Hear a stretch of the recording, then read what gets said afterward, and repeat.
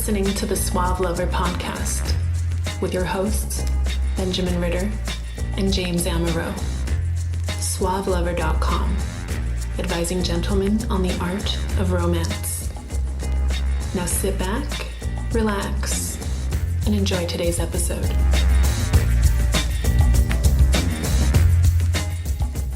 Lego my ego, James. Now, Ben, you're a completely egotistical person. Tell me what that's like.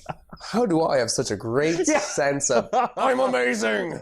But Give me an Oscar. Isn't that what you think of when you think the word ego? Isn't the first thing you think is egotistical, Yeah. comma arrogant asshole? You have a really negative association with the word ego. Yeah. But ego, if you studied psychology, is Latin for I. What it means is the identification used commonly in the Freudian term, the Freudian sense. There's a whole bunch of psychology and psychoanalysis around ego, some of which we can talk about, some of which we're just going to use in broad strokes as metaphors.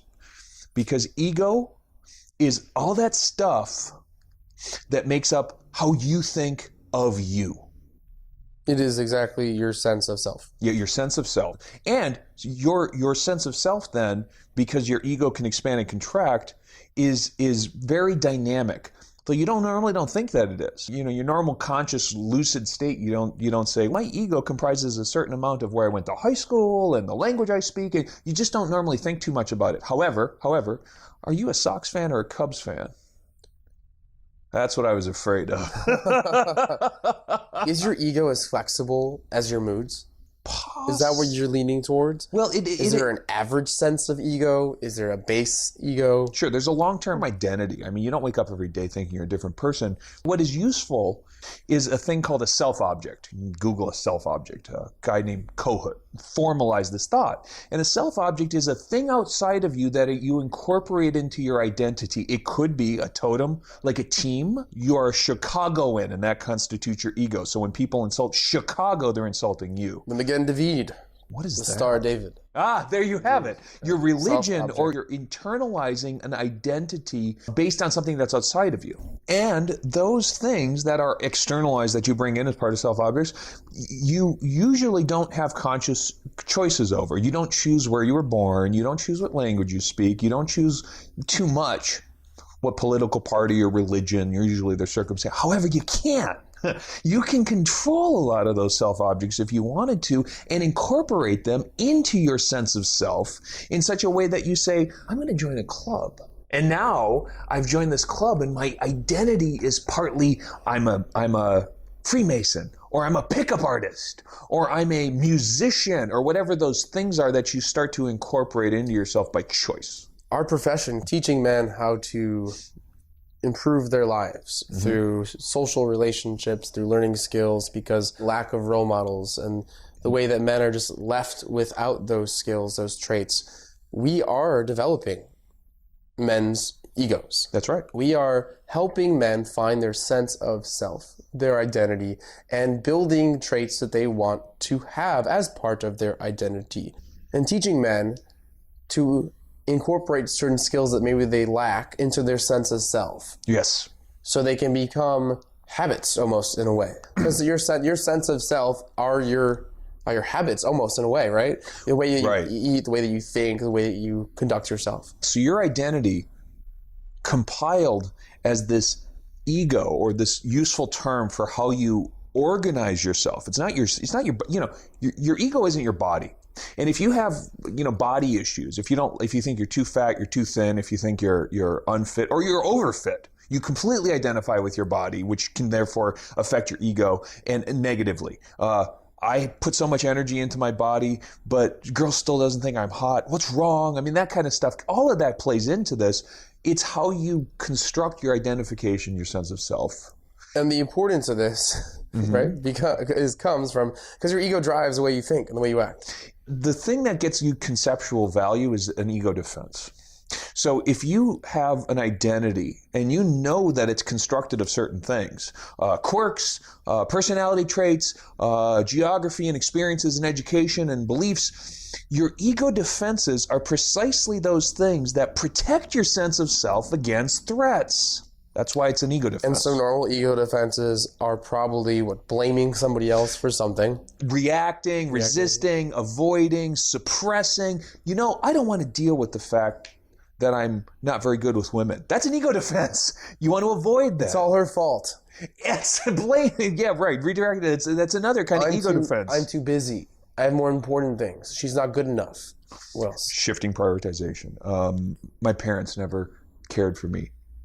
That's an ego defense. I've always had bad luck. And that's protecting your sense of self. That's protecting your sense of self. Even staying home, just making excuses for why you're not having negative experiences. Because you're just protecting yourself. I'm going to stay home and watch football this weekend because I'm nervous of going to a bar and meeting people. You're going to preemptively sabotage yourself to prevent a possibility of rejection. That's an ego defense. Approach anxiety. That's all approach anxiety is a big old ego defense to make it so that you never feel rejection. Now, what we can do in constructing an identity is making decisions about which of these things we want to preserve in our ego, in our incorporated sense of ourselves, and which things we want to let go of. How do you notice them? Oh, do you notice them? Oh, yeah, I guess. Well, you don't. The Essentials by Benjamin Ritter is your concise manual for life improvement and success with women.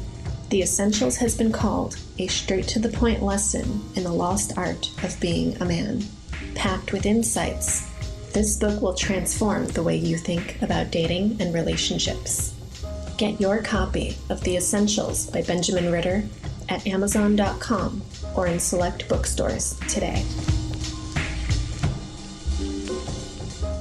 Usually, these things are so deep and unconscious that they only bubble over in extreme outrage and become these explosive events when our sense of self is violated. And by the way, the funny thing is about cars, your ego boundary expands to the container of you take it personally when someone cut you off in traffic. It's personal. It's like they damn near tripped you while you're walking down the street is how personal getting cut off in traffic is, which if you think about it is kind of absurd. But that can apply to anything.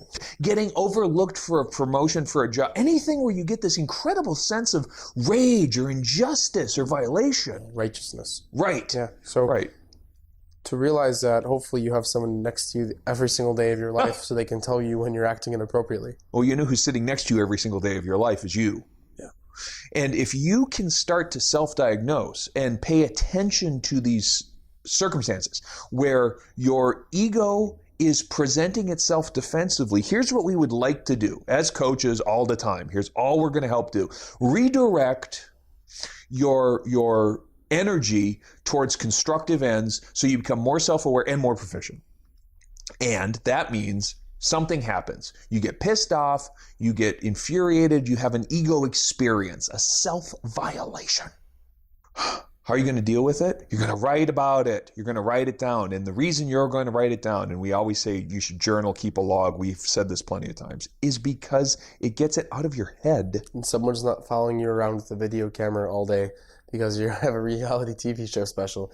There's only one way to realize what's going on in your life. At the moment, Google Glass will compensate for this in 6 months, but until then, until you can videotape the entirety of your life.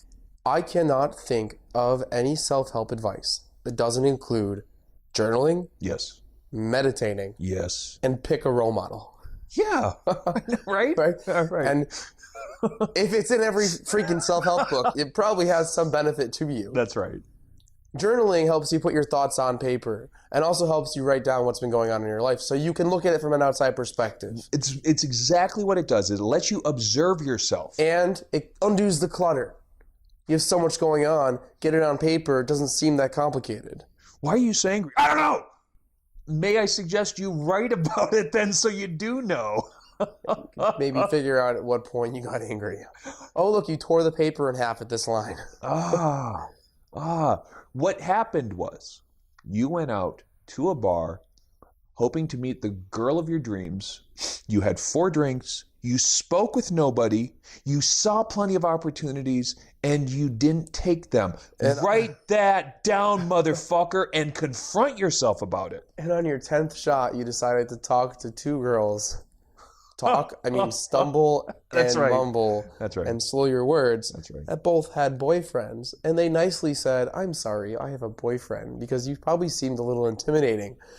And you hate all women now. We just want to put some organizational structure here, because what we don't want to do is say the ego is the problem. And if you're overconfident, if your ego is doing you a disservice by saying, dude, I can do anything. I make a shit ton of money on the stock exchange. I'm a trader, a banker, a lawyer, a doctor. Okay, we've dealt with you. We know that ego kicks in when the profession is involved too, in the way that is less useful. And it's the same problem. You could say that the only women I get are the women that we get drunk together and go have sex and she never wants to see me again because you're a fucking asshole. Right, right. So there are problems in many different ways, where the only people that I sleep with are friends of friends. I want to go meet a stranger, but I can't somehow meet a stranger. Why? Because your ego isn't letting you, you know. She only likes me for my status, or she only likes me when I've been introduced. Or I can only get a girl when I'm drinking. Yes, all of that.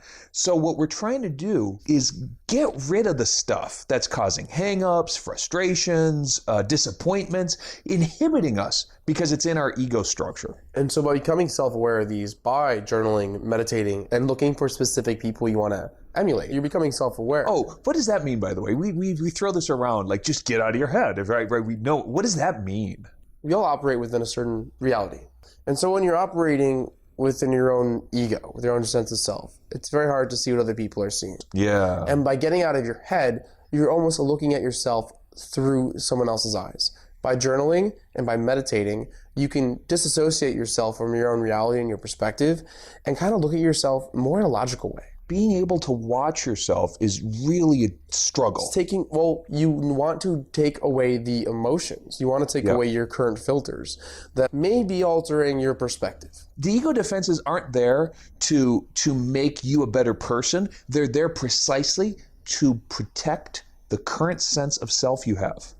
There's a really great book by Richard Bandler called Reframing. What he says to do is, when you're trying to change a behavior, you're in a certain place, you're meditating, you want to talk to the part of your body that's responsible for that behavior. Yeah. And he mentioned specifically that the behavior is not bad. The part of yourself that has created that behavior has done it to protect you. Yeah. That you've developed all of these behaviors that you have for protection. Yes. And so it's hard to realize what that is when it was created to help you. Yeah. Why am I afraid of approaching women? Because I'm afraid of receiving negative feedback. Sense of self, listen to me. Is that negative experience really negative? Is there potentially a better outcome? I appreciate that I've created this ego defense, but at this point in time in my life, it is not helping. That's right. If you think of an ego defense as like a razor wire fence around your territory, yourself, your sense of self, the ego defense is different than the content. You could put razor wire around a fucking junkyard, it's still full of junk. How to Start a Kinky Relationship by James Amaro is the definitive guide to successful alternative romantic relationships. The book has been called 50 Shades of Grey for Real People. Educational, informative, and irreverent, this book has something to offer anyone who is curious and sexually adventurous. Get your copy of How to Start a Kinky Relationship by James Amaro at Amazon.com or in select bookstores today. Why am I afraid of spiders? People develop these fears to protect something. They were from a certain experience. And they're mostly irrational. Mm-hmm. Mostly. Some fears are legitimate. I have a tremendous fear of heights.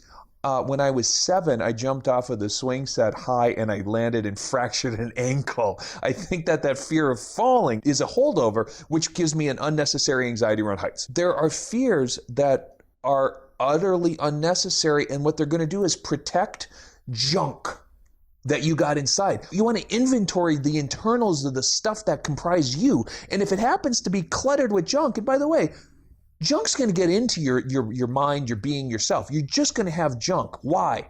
Because you picked it up along the way, and we are the best emulating species ever been existing ever. You're going to emulate bad behaviors unconsciously and habitually along with good ones. So don't take it personally when you want to clear out the junk.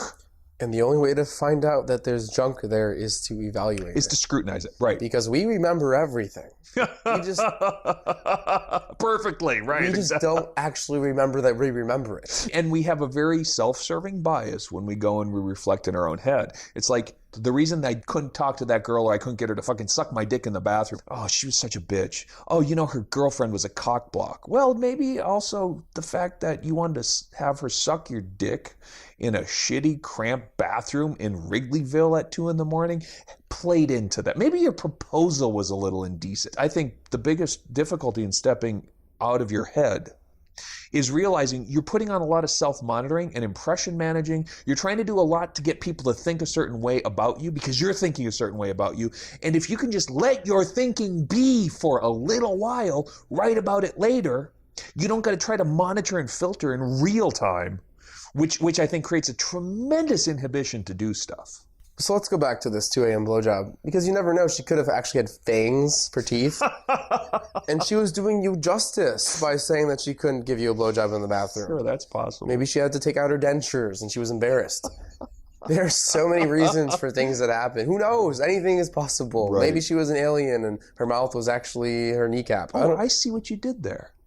You just took something which I could have personalized as rejection and made it light. And made it so that I can analyze it or scrutinize it or not take it so personally by making light of it. You know how you stop yourself from using ego defenses and ruining your experiences? Don't see criticism as criticism. It's feedback. It's feedback. And you don't take it heavily. Here's a tip. Q-tip. Quit taking it personally. Quit taking it personally. If you quit taking your experiences personally, they can't identify you. And that's actually a big part of using your ego to your advantage. If you say, I wish to be the kind of person who, you can construct a new perimeter around your sense of self. Your fence opens up, you let out some of the junk, you bring in some hopefully valuable antiques and assets and treasures, and you say, I want to be the kind of person who can make jokes in a bar and have a good time. I'm currently the kind of person who's afraid of girls in a bar. I want to be the kind of person who can make jokes in a bar. Now you've got an aspirational target. You need to sense where you're at today. Can you do that? Or are you afraid? If you're afraid, you should know that. And then what will it take for you to stretch yourself, readjust yourself, and let your being experience good time at a bar, having jokes with a girl, simple round of drinks, not getting shit-faced. So what sort of goals can you set up? What sort of ego tests? Maybe go into 5 groups of people or individuals, this could be during the day or at night, in a place where you know no one will know who you are. Oh, yeah. Later or afterwards. And try to fail. Yeah, right. Miserably. Right. That's right. Do everything you can to fail. And what you're doing there is you're hardening the feedback system. You're making yourself more resilient if you just fail a couple times and you don't feel horrible about it. And you're not letting your ego defenses take control of you. Because remember what they are. They're a fence. They're there to keep shit out. If you open the fence, if you say, hey, I can experience failure, I can experience the shit I'm afraid of, I can experience setbacks, I can experience a good time. I'm afraid of having a good time. It could be, right? If you can hopefully get some feedback. Now you got to jot it down. Now later on you got to record this. I had a great time. I had anxiety. I felt terrified, but it wasn't that bad. You write that down, and that's perfect. You go and sit yourself up for a few experiences that you can then later analyze. These low-level tests are kind of general. You're not really invested in them. They're more so to disabuse you of fear and of criticism. Useful little exercises. Now, it's also great to get into some more high-level stuff, which means you're more highly invested in something. Okay. So let's say you have a strong ego defense on your level of sexuality. Great. There are a few things you can do. You can go to Boys Town. You can go to a local gay bar and have a couple conversations. If you're uncomfortable with homosexuality. Oh my, yes. One of the best experiences as a straight heterosexual guy is to get cruised by a gay guy and see what that's like. Man, guys are okay with their sexuality. Guys are okay with their sex. You may not be, but guys as a whole. And you'll learn a lot and probably make some friends. Yep. The second, maybe you're not ready for that, go to a strip club. If you're not comfortable seeing tits in your face, you're not going to be comfortable taking a girl home. Next, start a conversation. If you're pro-life, say you are pro-choice. If you're pro-choice, say you are pro-life. Take opposing views on politics or religion or racism and just have at it and see if you can stand, or take the side that you like and have a conversation with someone that you don't like and have them test your anger and have them test how quickly you can deal with those frustrations. Deep sense of self comes from these taboo subjects, sex, religion, and politics mostly. Your deep sense of self usually has the greatest ego defenses. So if you can immerse yourself with people who are not like-minded and have those tussles, or if you can take the view with which you most disagree and experience what that's like, you are getting out of your head in a deep and tremendous way. Yeah. Just be careful who you say those things to.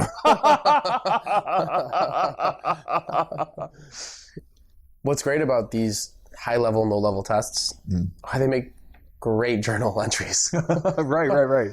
And there are actually things that you could talk about later on when you're going to meet people. Because you're not journaling while you're meeting people. You're not meditating in the middle of the bar. Right. But afterwards, when you write all this stuff down, you know what my openers were after I made a couple journal entries the few nights before? Or exactly what I was journaling about. Or exactly the responses of the people that I was talking to. You say funny shit spontaneously, you write it down, and suddenly you've got your own pickup lines or your own pattern. When you've attained a certain level of proficiency, if you want to stretch yourself, benchmark your belief that you can do a certain thing. Benchmark the belief that, you can take a girl out of a venue in 10 minutes or less. Just benchmark it. Make the numbers artificially true, but make them measurable. And then if you want to challenge yourself, Mystery, the pickup artist, he has defined pickup proficiency as approaching a 10, 5 for 5. 5 times in a row, 5 lays. That's his definition of pickup proficiency. Why? Because he made a fake fucking number out of the thing. He made a fucking game out of it. It's no more true or false. It's just really hard. It's no more true or false than the game of fucking basketball is true or fucking false when you score 2 points a shot. Why isn't it 8? It's just a number, but you measure. Because you can get better over time. That's the kind of the essence of keeping the measurements. You can improve over time. If you don't keep score, you have nothing to compare to. Every runner knows this. Every weightlifter knows this. Every company knows this. You, my friend, need to keep score. I agree you have to keep score. You also need to get started. So set up little goals when you're doing these little challenges. And then as you achieve them or as you don't achieve them, take that as what happened, what worked, what didn't work. I did great. I met my goal. Great. What's the next goal? What's the next step? That's right. Kids go onto the basketball court and shoot hoops and play horse. Michael Jordan does not play a fucking game of horse. So you're absolutely at a different level. You're going to play a different game. Like NBA basketball is 10 feet for a reason. Right. I didn't grow up playing 10 feet. Right. It was a challenge though. And when I put up that 10-foot hoop, I was excited. There you have it. So if you do want to get to the stretch goals, you know what the big league is. Don't let the fact that you're not there today stop you from starting. That's right. Yeah, so he is a stepping stone. So when you set yourself up with these small goals, those will help move you along, keep you motivated. Hardest part is to start. Second hardest part is to keep going. Yeah, because your ego will defend itself if you treat the feedback as setbacks and challenges to your ego defense. Using it as inspiration means, here's where I am today, here's where I'd like to be. I see all this clutter is holding me back in my own head. And you've never done this before. Yeah, fuck. You want to go start meeting girls? Go start meeting girls. Go start chatting up girls. You want to get really good at it really quick? Talk to us. We're really good at organizing clutter. Yeah. And making some egos. Damn, I'm hungry. You have been listening to the Suave Lover podcast. Visit suavelover.com to become the kind of man that women crave.